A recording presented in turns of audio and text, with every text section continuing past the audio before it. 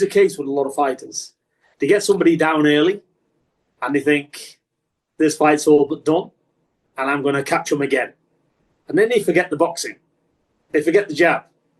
And then they're looking for more big shots.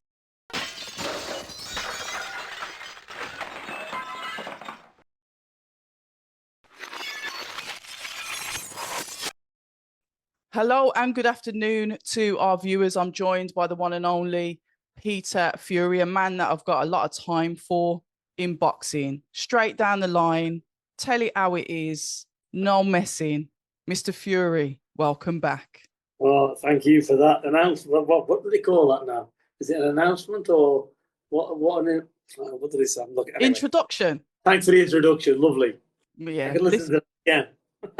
It's good to see you, Peter, but I've got to go back because I've only managed to watch highlights of Gratits' fight because it wasn't, I was looking for it on every channel, but it was on Triller, was it? I was looking for where it was broadcast with Gratits' fight, so I've only been able to see like highlights. He knocked the guy down 4 times, didn't he? Yeah. I'm not sure if he knocked him down that many times in the first round. Yeah. Yeah, he's just Gratits is a force to be reckoned with. You know, although the guy only had 5 fights, he was an international amateur in the boxing, so he'd have like 70 amateur fights, I believe. And, you know, I've got to give him credit where it's due. He took some big shots and he kept getting up. So you know, he definitely come for it. He come into Gratits' backyard in Holland as well. Yeah. So he's good to see. He was a game fighter, but it just wasn't enough. So yeah, he got a second round stoppage. I think in the end, hitting with a body shot, and that was it. But he had him down around 3 or 4 times. Yes. So yeah, it went into, I think, the first minute of the second round. I think he was down multiple times in the first. Yeah. I've watched it. Like I said, I've seen him spar. I've never watched him fight live. I've watched his fights, obviously, on TV, except for the last one. But I know what he's like. I know he's relentless. I know even if you're a pressure fighter, he still finds a way to be able to, still be able to come through that pressure. Peter, how do you teach a fighter something like that when they're faced with a pressure fighter, somebody that's going to try and stick it on their chest, but still able to interact with that and then still take control of the fight? I just think that, he's been with his dad from day dot. When he was a baby, his dad was fighting. So it's all he a knows. Fighting family, so it's all he knows. To be honest, he could say it's in his DNA. It comes from his father. They're a fighting family, and he knows nothing else. He's never done anything else. He's in that gym morning, noon, and night from being a baby and loves it. This is not just a dedicated, hard-working young fella, but loves his job with a passion. You got somebody who loves to train hard. Is it? And he's got a natural gift. He's got phenomenal power. Yeah, he has. And he's a proper fighter. And people say, oh, you can hear the naysayers, or he's a little bit open. Let me tell you something. Until you're in there with Gratits, yeah, he's happy to take 1 or 2 to give ease. So he's happy to sit in the pocket with whoever because he's comfortable. He can box, but more importantly with Gratits, this kid can not only box, he can seriously fight as well. So he's relentless. So he ticks all the boxes. He's agile, he's loose, he's fast, he can switch off movement, punches off movement. It's going to be difficult. He's going to be, to say, is he world level? He's definitely world level. I said at the beginning, there's only going to be like the top 3, top 5 in the world that's going to do any good with him anyway, where it's going to be really competitive. Until he reaches that level, he's just going to breeze through these like he's doing. But when we was over there, me and his dad, Albert, we was talking to Ben Shalom and Mick Hennessy, who's his manager. And they're going to look for a meaningful fight in his next one. Somebody with a name, somebody that's pretty well as best as they can get anyway. Interesting. You get a lot of naysayers in the beginning, though, don't you, Peter? There's going to be people that are sat on the sidelines, us as fans, we're very critical. Pat Brown, one of Jamie Moore's fighters, was getting the same kind of critique. Oh, he's very open. Yeah, he might want to look at his defense because when he gets in there with a bigger puncher, but Jamie said the same. Pat likes to fight and he's not afraid to take a punch to obviously give something back. So do we expect like boxers to be like perfection and the defense and the parrying everything and the moving out the way and they're not going to get caught at all? Do we expect that as fans, Peter? Is that what we're like when you're looking from the coach's point of view? You're gonna get wet sometimes, but it's how you do it. Yeah. As long as you're loose, you've got agility, and you get it. You roll with the punches. The old saying goes. If you're stiff as a board and you don't roll with the punches, it's dead weight, isn't it? Then you're going to get flattened. If you're a big stiff thing, then you're going on your back. But if you're like a rubber ball, you're bouncing all around that ring. So it takes the power off. So there's ways of doing it. That's why I've always said being a natural fighter is natural. It comes natural. Being a manufactured fighter, it doesn't. So there's two different kinds of impact. Does that make sense? Yeah, it does. And or is it too much detail? Nah, I'm just like picturing fighters, like you said, I guess you can teach somebody lots of things, but if they haven't got the natural ability to be able to do it like raw in a sense of who they are, they're gonna not probably perfect it that well when they're crafted to try and do it, if that makes sense as well. So I'm just trying to think of fighters that potentially are manufactured and are not natural fighters, how they actually get on as they start creeping up the ranks of boxing. How relaxed can you be when you're in deep water?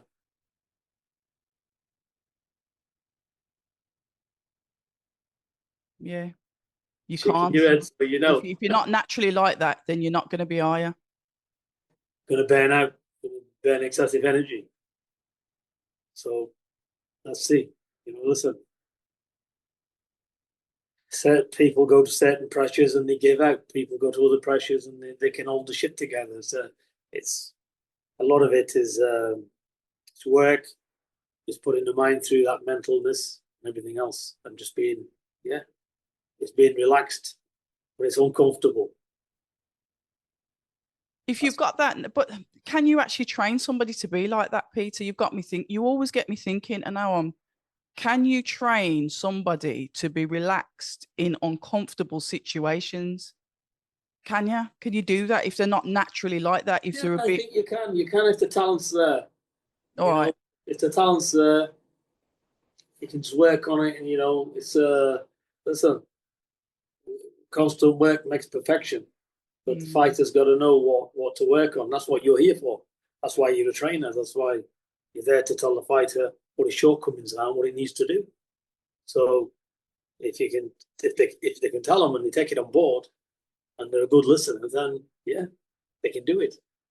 But it's easier said than done, like anything. I was about to say, as it got to some points, and obviously not necessarily with Gratits, because he is what he says on the tin, where you've tried to speak to some fighters in the past and it just doesn't quite sink in, even though they say, yeah, I understand it, I get it. But then it's not like demonstrated and you feel like you're hitting your head against a brick wall, so to speak. Yeah, some fighters just can't take it in because they've hit that certain level and they can't go past it, which makes them a domestic fighter. It can be a good fighter, but a domestic fighter. World level is another issue altogether. World level, you've got to have a good IQ. You've got to understand things, understand the meaning behind what we're speaking about.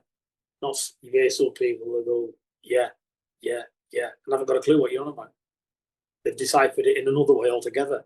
And then when you ask them to explain it back, well, what do you mean? What do you mean you've got it? Tell me what you've got. And then they'll explain it. It's something totally different from what you've asked them to do. How they took it in and what you mean is two different things. You get some people like that who just can't basically get a grip of it. And some can. It's like anything else, isn't it? The ones who can move on and the ones who don't stay where they are. Not rocket science. Some has got the capability. But if everybody was world level, then we'd have no domestic fighters. We'd have no journeymen, would we? So it's everybody, every level. Every level's respected. I'm just saying to be on that world level, you have a piece of everything. I'm looking forward to see, Gradis back out again. Like you said, they want to step him up now. It's like, okay, let's start, bringing some names in there, necessarily. I can't even say they'd be really competitive where he is, because like I said, I've seen him in sparring. I know what he's capable of doing, but at least it's building his CV, isn't it, Peter? It's building his boxing You know CV. what it is? I don't think there's as much as that, but yeah, it's keeping him active as well, because you start to get these high level fights. He's not being brought along Gradis because he's still developing. Let's not forget, yeah, he's had an extensive amateur career. He had 40 kickboxing fights when he was a child. Yeah, this kid, we went to Monaco and he done them like a Russian Federation thing. It was over 5 rounds, which is a real pro fight. And he punched that Alan Lopez to pieces. He was a double Cuban gold medalist. He beat him. Yeah, he beat all the top amateurs in the world in that tournament. But yet in the amateurs, because it was like tap, tap, tap, run away and grab hold, yeah, he had a 60-40 record because he went out and tried to kill him. But when it was in the pro game with little gloves on, he beat the best already in the world. This guy is a phenomenal talent. I don't say, and this is why his dad, what he means is Albert, yeah, and he knows his own son better than anybody. He trains him every day. What he means is he's ready now. If he could get the chance of a world title fight tomorrow, Gradis and his father are taking it. Tomorrow. That's where he's at. So it's not as if he hasn't reached that level. He's at that level and beyond it. So he's as ready as anybody. He's only being guided like he is. Not guided, that's the wrong word. It's because that's all he can get because, their teams and other fighters don't want it. And you can understand. I can understand why they don't want it. Because that's further down the line for them or whatever. But yeah, I was talking to Ben Shalom. He come over and he was saying, he said, Peter, it's like a major operation trying to get this kid fights. So that's the way it is at the minute. But he'll get fights. Listen, he'll get a good fight next time as well. Yeah, I'm definitely looking forward to that. But Peter, the last time I saw you was at the press conference for Usyk versus your guy Rico. And I will say, I was a little bit gutted I didn't get to speak to you. But guys, if you could have seen the queue that was waiting to speak to Peter Fury, I just knew I wasn't going to get anywhere near you because it was like one popped up, then there was like 5 of them, then they finished, and then another one popped up. And we didn't get to catch up at that press conference. Yeah. But we're here now. We're here now, that's the main thing. And that is the main thing, not in the flesh, but we're still here now. Rico, I got to speak to Rico. And one of the things that he said at the press conference, and I want to ask you this as well, Peter, is he was saying he's the bigger man. Now, I remember Anthony Joshua being extremely upset because he saw himself as the bigger man and was still unable to beat the talented, obviously the two-time undisputed, undisputed boxing champion. So when Rico says that, can you tell me what he really means? Because does size really matter in boxing, Peter? Not really. Look, in boxing, there's a lot of smoke and mirrors in boxing. Yeah. Rico just says something which he's been probably asked to say, for the press. We're here now, and we'll see. But look, I know this game inside out, backwards, forwards, whatever way. We're not silly. And Rico's trainer, who's a very good friend of mine, knows this game inside out. Rico's got a very, very competent team. We're a good team. Let's not forget. He's undisputed kickboxing champion, king for 13 years. I think he's had 13 undisputed title defenses. You know, he ain't got there for nothing. You know, he's a major talent. So we know what he's got to do. Rico knows what he's got to do. Just to say he's a bigger man and he's going to bomb him out, well, you know, that doesn't work in boxing. You know, but public like to hear it, so that's it. So it's whatever they want. What is he like as, you know, when we see kickboxers, we've seen a few of them turn to boxing. A lot of, like you said, even Gratits, that tends to be sometimes where a lot of them start. As an older... You've only got to look at Vitaly Klitschko. He was a kickboxer. And look at him. His brother was a kickboxer as well. I think they both kickboxed when he was younger. And look at them. You know, Dillian White was a kickboxer. Yeah. There's been lots of kickboxers. Matt Skelton, kickboxer. British champion back in the day. So I probably can't think of a lot of others. There's probably been a lot. Yeah. But, you know, these kickboxers are a special breed of people because they're taking big leg kicks to the head, you know. And there's, you know, tough men, really. You know, they are really tough men. So, yeah, it'll be interesting. I think it will be. And sometimes I wish we was off camera because I'd really like to pick your brains on like what weaknesses. Everyone's got weaknesses, but you'll have a more of a fine-tuned eye than I would have.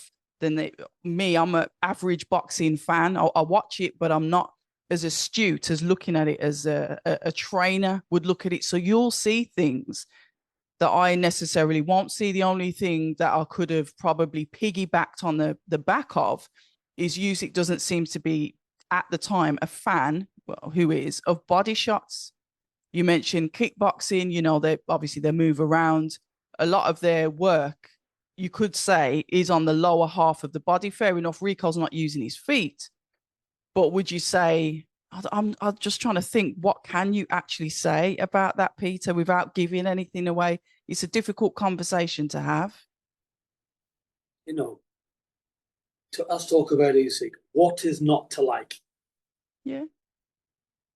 Skilled? You know, highly skilled. When people go down to the body, he moves around to the left or the right and he rides with the punches. Like I just said previously with the riding of the punches scenario. People think he's weak around the body. He's not. People think he's weak anyway. He's not. Not to me, he's not. I'm watching it. So I see what people don't see. Going on about, this big body shot he took and he went down. You know, I know what body shots feel like. I'm in there with the fighters. I've got body belts on. I've been roughly in similar places myself. Let me tell you, excruciating pain. When you go below that waistline, you're in the groin area. Yeah? You know, and that's not far below the belly button, actually. When you get it there, it's below the belt for a reason. So I think a lot of people go off that. But no, where has he showed vulnerabilities? Where to the body? I'm not seeing it.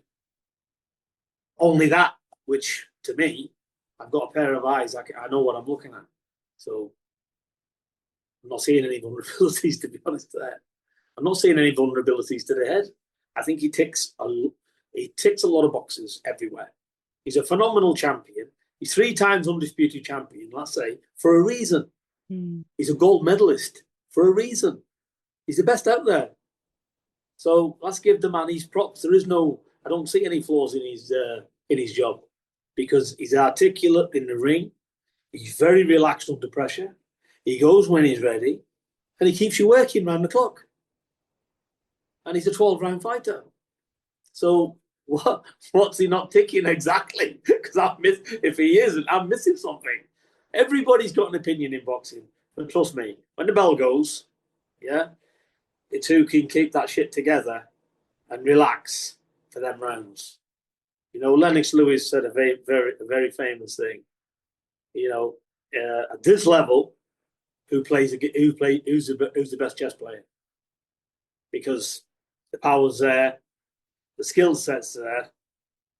If everything's there, it comes down to who's got the best game plan, how they're going to pace the rounds, whatever they're going to do. There's a lot involved. Do you think that because Rico is a kickboxer and Usyk said at the press conference, you know, before you guys say anything, just let me have a fight I want to have, almost as if he's overlooking Rico and saying, I'm just doing this because it's a little bit of fun for me. I've fought everybody. You know, let me do something I want to do. Did you see that as him overlooking Rico? I can see where he's coming from, but again, he's not overlooking Rico. Why would you overlook Rico, yeah, when he's got Dennis, myself? You know, why would he take a chance and overlook Rico? He's not overlooking Rico at all. I think he trains, being an undisputed champion and being where he is, doesn't overlook anybody. I think there could be a 60-kilo guy in the opposite corner. I think Usyk would take him deadly serious. So again, it's all smoke and mirrors. Is he training hard? Absolutely. Does he see Rico as a threat? 100%. Are he training for this as hard as what they've done for any other fight? 100%. That's the reality. There is no overlooking anybody. Because if life was so simple and overlooked, you know, when you overlook stuff, things can go wrong. Listen, being a champion and being at the top of your game requires what? Constant dedication. You misjudge things, you go above your station, you think yourself to second coming, and you get flattened. And you look around and you got no belts. So what I'm saying is, when somebody's astute and they're clever enough to get there in the first place, they're clever enough to understand that you don't take nothing for granted. And he's a man of the blessed Lord, which we take nothing for granted. Anything we get, we're thankful to God for it. You know, I'm a man of strong faith in himself. So there is nothing. Somebody could give me, it could be 10 million, and it could be anything. I'm grateful for anything. So I think being people of the blessed Lord is like that as well. So no, there is no overlooking anything. Usyk will be ready, 100% ready. And my man, Rico, is 100% ready. And so listen, Rico's had a fantastic camp. It's been grueling, it's been hard, but he's had a fantastic camp. He's ready. And, you know, I'm sure Usyk's had a great camp as well. And it comes down to this. I'm relaxed. Everybody's relaxed because you've done your work. Rico's the best he's going to be. And if he loses to the better man, it's in the hands of the gods, isn't it? So whatever's going to be is going to be. So let's all relax and enjoy the event. Look where we are. So, you know, so you don't get any better than that. So when you've done your work, there's no anxiety. There's zero because you've done your work. That's it. You know, so fighters are going to get in there. They're both going to do the best they can. And the better man's going to win. What a fantastic outlook that you have.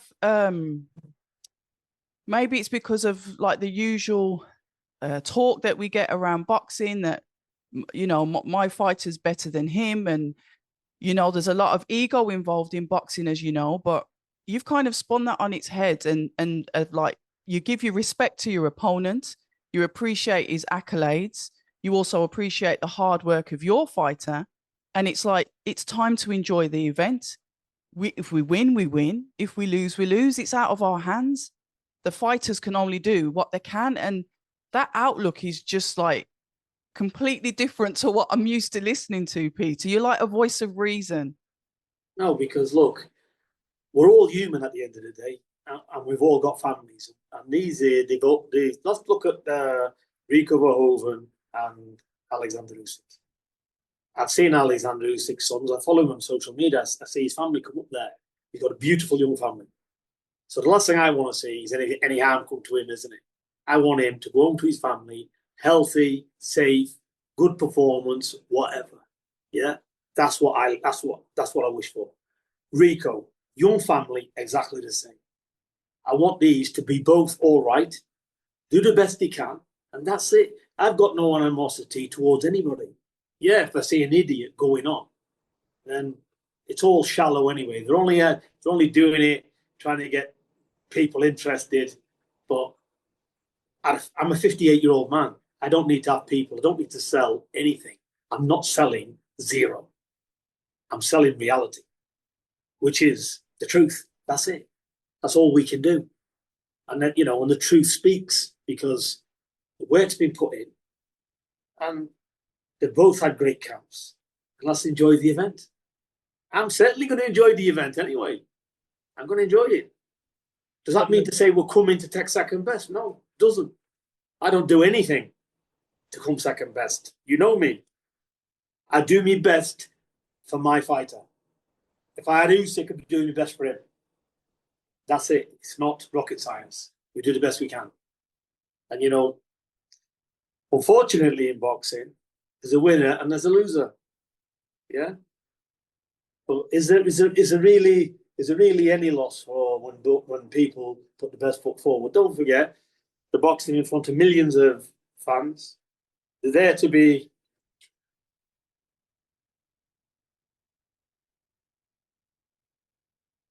Sorry about that. It's okay. They're there to be openly criticised. So, people doing the best they can, aren't they? They can only do the best they can, and that's it, Abs.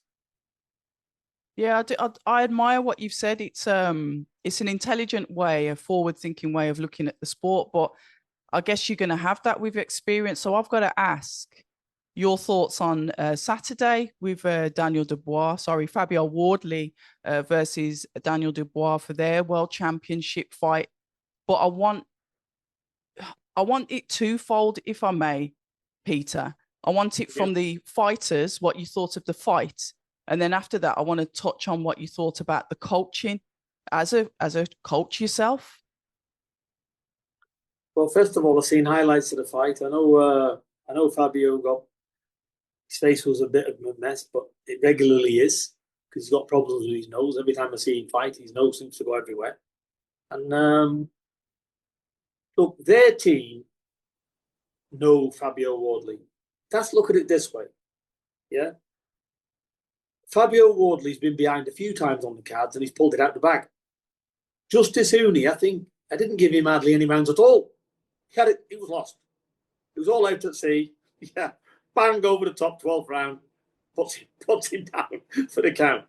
He does pull stuff out the bag, out the trenches, because he's a fighter, Fabio Wardley. So it's not for me to comment rightly or wrongly. Yeah, we've got to protect the fighter the best we can. But they know, they know what's best for their fighter. So I assume he's okay, Fabio Wardley, is he? I assume so. I think the update is he's at home with his family, which is the most important thing. And perfect. So it's got to be the right decision to let him continue because he's okay, isn't he?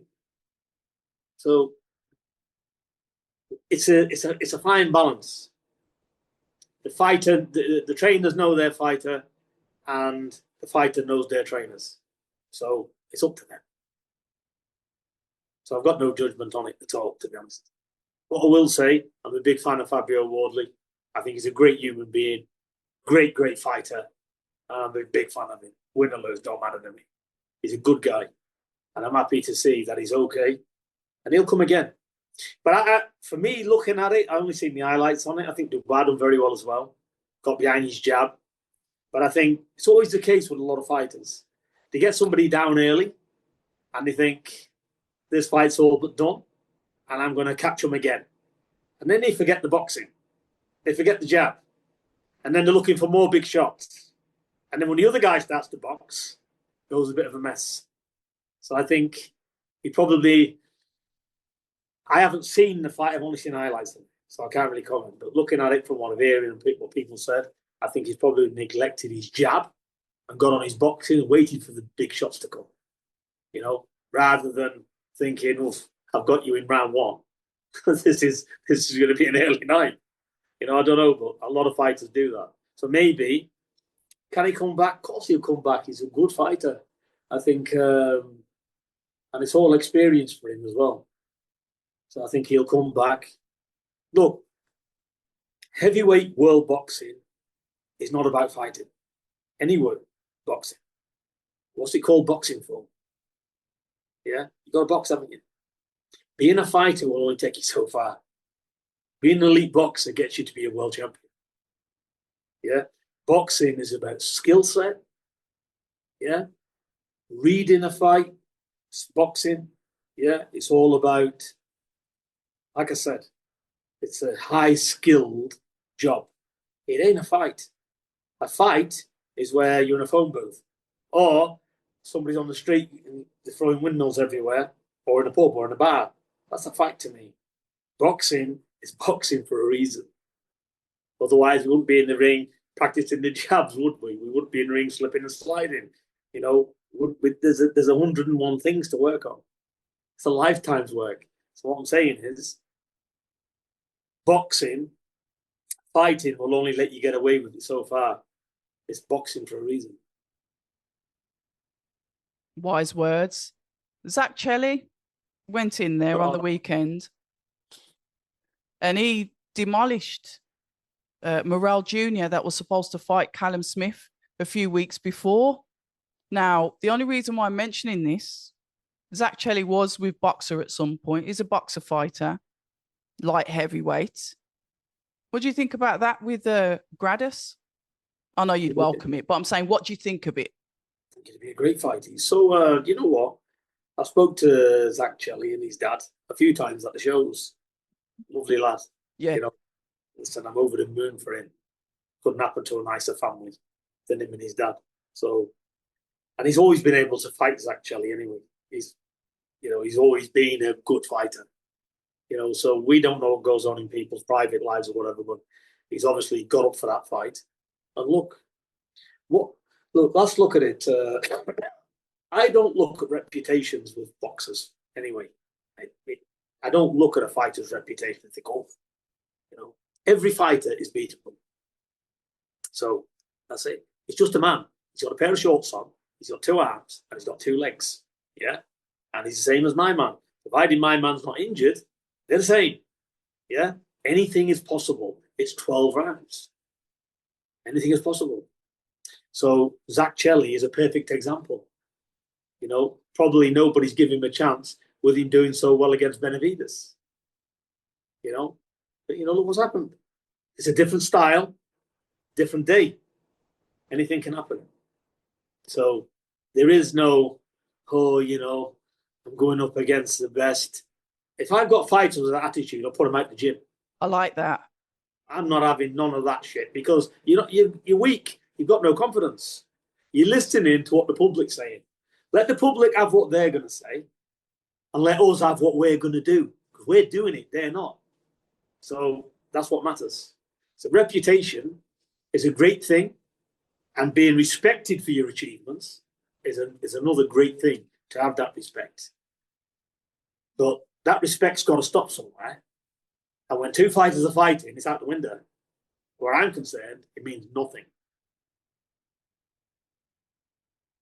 Another gem, once again, you are right. We get into these, I don't know, almost like God mode. And I guess in religion, that's frowned upon anyway, because nobody, like you said, is invincible. So I get that. But then when you look at, say, for example, Anthony Joshua's making his comeback, and I think we're running out of time, so I'll make this the last one, Peter. Anthony Joshua's coming back against a fighter, Christian Prenga, an Albanian. I didn't really know much about him. I've had a look at a couple of his fights. And I asked Jamie Moore the same question, and I think you're probably going to put me to sleep with this one, as in get your hand around me and choke me out for even saying this. But obviously that fight is in preparation for him to potentially have the long-awaited fight with Tyson Fury. My argument is that people are saying, yeah, it's a warm-up fight. Okay, it's a warm-up. Then it's like there's a mental aspect to it, literally going through the ropes, public viewing, all the rest of it. And then I'm thinking, well, how is that going to prepare him? And that was my words. How is that going to prepare him to go up against Tyson Fury? Now, you as a coach, as a fighter, that you get it. And we talk about reputations and it's just a fighter and he's just got shorts on, it shouldn't matter. But if there's any room of doubt, they can't be in your gym. Do you see where I'm coming from? Or do you think I've got a little bit of a casual attitude towards it and I'm really undermining this Christian Prenga that could absolutely be a cherry pick gone wrong? Firstly, I can't comment because I don't know nothing about Prenga. I've never heard of him. Never seen the guy box. Okay. He's not going to be, he's going to be a very low risk. because why would they not do a risk? Why would they do a high risk fight? Yeah, when they're coming back and they ain't been in for a long time. So everybody's entitled to a give me, aren't they? So let him have that. And look, best be cautious and safe rather than give the public what they want and say, well, I'll go straight in the deep end. They know their teams and their teams had a look and they're going to do the best path for them, like I would do with my fighter. It's what matters to me and my fighter, not what I'm not going to bow to what the public's saying or do what they're saying. Look, people say one thing one day and say another thing the next. Listen, you're the best fighter on the planet. You lose, you duck shit. Forget everything you've done. You're a waste of time. Yeah, you're useless. This is somebody sat there with a beer belly that's never been punched in the face, probably. So what I'm saying is, everybody's got an opinion. Just like you've got trainers. Everybody's got an opinion. But there's low-level trainers that talk about fights like they're the second coming. I've had people come in the gym and they think they know more about boxing than I'll ever know. And they know about 1% of anything. But you just let them carry on. So a lot of these, they've got opinions, aren't they? Because if we were all made the same, then we're not. So you just got to respect people's opinion. If you know it's wrong, you don't just have to shout from the rooftop, do you, and say, you're an idiot, that's wrong. You let them carry on with it. So it is what it is. Everybody's got an opinion, but let the teams do what they do. Look, we're in heavy training camps, we work hard every day, and I respect all fighters. I respect all fighters, and I respect their teams because it's not easy. It's not easy job. This it's extremely difficult. So why would we not respect it? I'll tell you what I don't like. I don't like going to press conferences and other fighters, trainers getting involved to start slating the other fighter. So I'm not into any of that because I don't believe in any of that because they're not doing the fighting, are they? Nobody's got a right to slate any fighter unless you're getting in the ring and you're fighting in yourself. Because you're going to back up what you're saying, or you're not. If you're not in the ring, shut your mouth. Nothing to do with you, is it?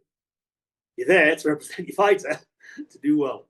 But look, I see things I've got my own point of view of things, and that's it. Not everybody shares mine. I'm happy with mine. But my faith tells me to love and respect people and everybody. I've got no enemies. I don't pray to God for anything or victories and this and that. I pray for let the best man win. That's my attitude. Let the best man win. Because, listen, if like Rico and Usyk, if Rico does it, fantastic. I'll be over the moon. If Usyk does it, it's still fantastic.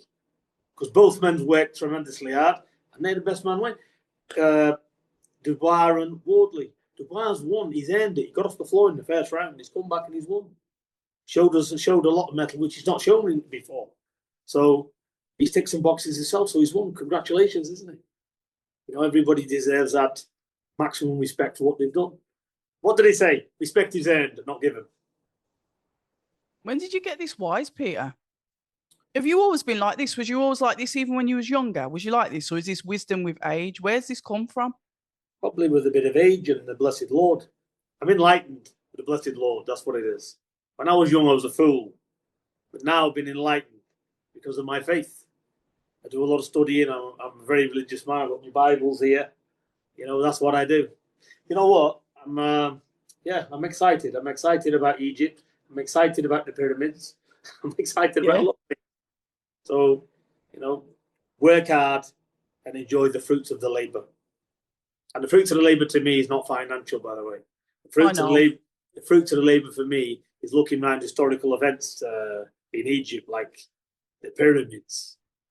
Don't forget, the blessed Lord took the Hebrews out of Egypt. They was in bondage 450 years, basically in Egypt. So I want to look at all these things. I want to see all these things what replicate the Old Testament to the Bible and things. So it's nice. The museum, I want to have a look at that. So it's a spectacular place because it's got a lot of biblical history as well. Yeah, it has.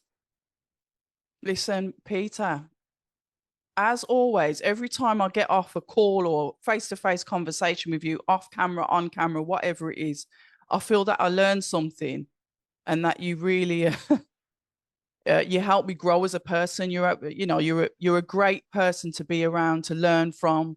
You've got a great perspective on life. It's really interesting. I'm grateful that now the audience, the boxing fans, the community, anybody that watches this will also see that as well. And those of us that think, you know what, he's got a point. Why are we there stressing about things that we can't control? Prepare the best you can, be the best you can, turn up every day, and whatever happens, happens.